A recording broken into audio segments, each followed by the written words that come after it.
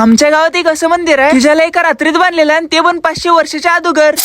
सकाळी लवकर हर्षदाच त्यांनी फोन आलता की त्यांनी आमच्या गावात येणार आहेत म्हणून. त्यामुळे की मी पण असं गावाकडे आलो आणि मी तर आल्यावर की आम्ही सगळेजण एका ऐतिहासिक जागेकडे निघालो. ती जागा होती ती म्हणजे की आमच्या गावातील एक देगल शिव मंदिर. असं म्हणतात की आजपासून 500 वर्ष अगोदर म्हणजे 15व्या शतकात इथं असणाऱ्या राजा कृष्णदेवराय यांनी हे असं हेमाडपंथी शैलीत की मंदिर बांधलं आहे. ह्या मंदिराच्या आतमध्ये आल्यावर की तुम्हाला एक शिवलिंग बघायला मिळते आणि या शिवलिंगच्या खाली की एक भुयार आहे म्हणून, ज्यामध्ये की अशी 100 लिंग आहेत आणि 100ला की कन्नड भाषेत नूर असं म्हणतात. आणि याच्यामुळेच की आमच्या गावचं नाव पण लिंग नूर असं आहे. त्यात एवढे ह्या 500 वर्षात की आदिलशाही हल्ले पण झाले, त्यातून पण की हे मंदिर असं टिकलंय. पण ज्यावेळेस इथं मंदिरावर हल्ला झालता त्यावेळेस इथं असणाऱ्या देवांच्या मूर्तींना की असं फोडलं गेलं होतं. त्यानंतर इथं मग सन 1871 मध्ये श्री पराशर ऋषींचे की इथं स्थान पण होते. म्हणतात की ही त्यांची तपोभूमी होती. बाकी मग त्या काळात की हे मंदिर एकदम भारी पद्धतीने बांधले. दुसरं न काय वापरता की फक्त दगडावर दगड ठेवून असं बांधलेलं आहे. बाकी या मंदिराबद्दल की मला जेवढं सगळं माहित होतं तेवढं मी सगळं सांगितलंय. मग आता हे मंदिर तुम्हाला कसं वाटलं की ती कमेंट करून सांगा. आणि जर व्हिडिओ आवडला असेल तर जायचं तर फॉलो पण करा.